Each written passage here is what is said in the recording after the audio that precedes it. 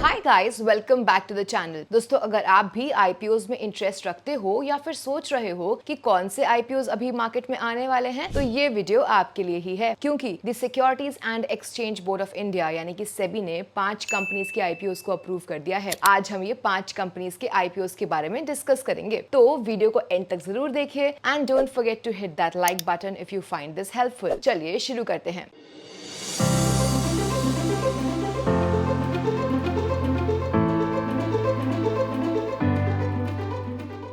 सबसे पहला आईपीओ है लक्ष्मी इंडिया फाइनेंस लिमिटेड का। ये एक नॉन बैंकिंग फाइनेंशियल कंपनी यानी कि एनबीएफसी है, जो एमएसएमई लोन्स, व्हीकल लोन्स और कंस्ट्रक्शन लोन्स प्रोवाइड करती है। ये कंपनी 1996 में इनकॉर्पोरेट हुई थी और अब ये राजस्थान, गुजरात, मध्य प्रदेश और छत्तीसगढ़ में काफी स्ट्रॉन्ग प्रेजेंस रखती है। इस आईपीओ में Lakshmi India finance 1.04 crore fresh shares issue करेंगे और 56.38 लाख शेयर्स का ऑफर फॉर सेल यानी ओएफएस होगा। फंड्स का यूज कंपनी कैपिटल बेस को स्ट्रॉन्ग करने के लिए करेगी, ताकि फ्यूचर में अपनी लेंडिंग कैपेसिटी को इंक्रीज कर सके।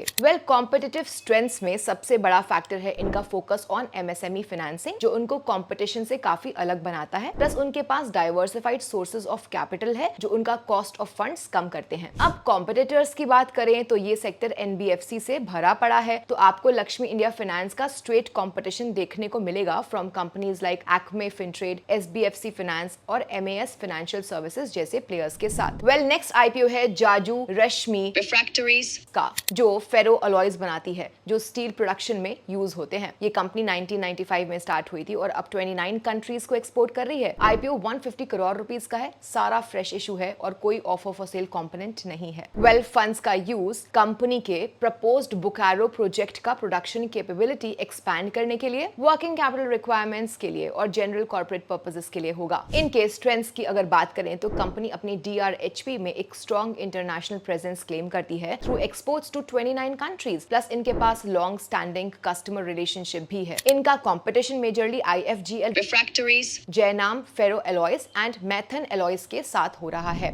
नेक्स्ट आईपीओ कैंडिडेट है अजय पॉली लिमिटेड। इस कंपनी का आईपीओ 238 करोड़ रुपीस का फ्रेश इशू और 93 लाख इक्विटी शेयर्स का ओएफएस है। ये कंपनी refrigeration, sealing solutions, profile extrusion और टफेंड ग्लास प्रोडक्ट्स बनाती है, जो प्राइमरली अप्लायंसेस इंडस्ट्री में यूज होते हैं। कंपनी का focus consumer durables, commercial refrigeration और ऑटोमोटिव सेक्टर्स पर है। फंड्स का यूज डेट रीपेमेंट के लिए कंपनी के रजिस्टर्ड कॉर्पोरेट ऑफिस में नोएडा 4 और 5, कारेगांव, शिरवाल और चेन्नई यूनिट्स में इक्विपमेंट, प्लांट और मशीनरी परचेज करने के लिए होगा। इनके स्ट्रेंथ्स में market leadership in refrigeration, sealing solutions और ग्लास प्रोडक्ट्स है। स्ट्रॉन्ग इंडस्ट्री टेलविंड्स भी है। Indian consumer durable market FY 2029 तक 14.5% सीएजीआर में ग्रो करने का एक्सपेक्टेशन है, फ्रॉस्ट एंड सुलिवियन रिपोर्ट के अनुसार। कंपनी का एक स्ट्रॉन्ग कंज्यूमर बेस भी है, जिसमें मेजर ओईएम्स हैं और कंपनी का प्लांट्स इनके मेजर कस्टमर्स के क्लोज प्रॉक्सिमिटी में स्ट्रेटेजिकली सेटअप है। फ्रेंड्स, अजय पॉली का competition EPACK durable, amber enterprises India and PG Electroplast जैसे कंपनीज के साथ है। अब हम बात करते हैं रिगाल रिसोर्सेज के आईपीओ के बारे में। ये आईपीओ 190 करोड़ रुपीस का फ्रेश इशू और 90 लाख इक्विटी शेयर्स का ओएफएस है। फंड्स का यूज इनके डेट्स को रीपे या प्रीपे करने में और जनरल कॉर्पोरेट पर्पसेस के लिए होगा। ये कंपनी मेज स्पेशलिटी प्रोडक्ट्स बनाती है और एक्सपोर्ट करती है नेपाल और बांग्लादेश के मार्केट्स में। उनका मेन स्ट्रेंथ ये है कि उनके मैन्युफैक्चरिंग प्लांट्स का लोकेशन एक स्ट्रेटेजिक एडवांटेज देता है, क्योंकि वो रॉ मटेरियल्स और कंजम्पशन मार्केट्स के पास है। ये सिचुएटेड है किशनगंज डिस्ट्रिक्ट इन बिहार में। बिहार इंडिया का सेकंड लार्जेस्ट मेज प्रोड्यूसिंग स्टेट है विद 12.9% शेयर। इनकी प्लांट्स की कैपेसिटी यूटिलाइजेशन भी काफी अच्छा है और ईयर ऑन ईयर ये कैपेसिटी यूटिलाइजेशन इंप्रूव होकर अक्टूबर 2024 तक 91% तक आ चुका है। रिगाल रिसोर्सेज का कंपटीशन मेनली सैनस्टार और गुजरात अंबुजा एक्सपोर्ट्स जैसे कंपनीज के साथ है। Friends, last but not least Veritas finance limited का आईपीओ 2800 करोड़ रुपीस का है, जिसमें 600 करोड़ रुपीस का फ्रेश इशू और ओएफएस 2200 करोड़ रुपीस का है। ये कंपनी एक डाइवर्सिफाइड रिटेल फोकस्ड एनबीएफसी है, जो एमएसएमईज को लोन्स प्रोवाइड करती है, including small business loans, home loans और used commercial vehicle loans. Funds का use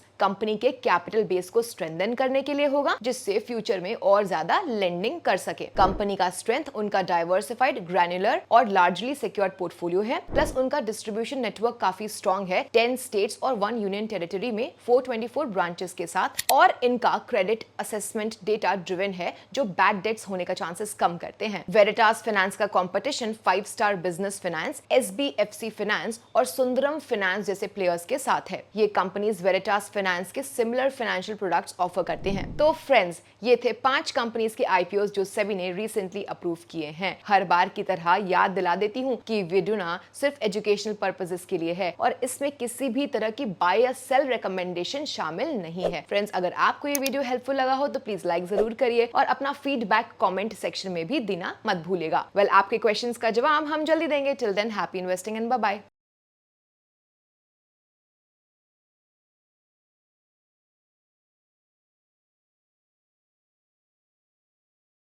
Investment in securities market are subject to market risks. Read all the related documents carefully before investing. Please read the risk disclosure documents carefully before investing in equity shares, derivatives, mutual fund, and or other instruments traded on the stock exchanges.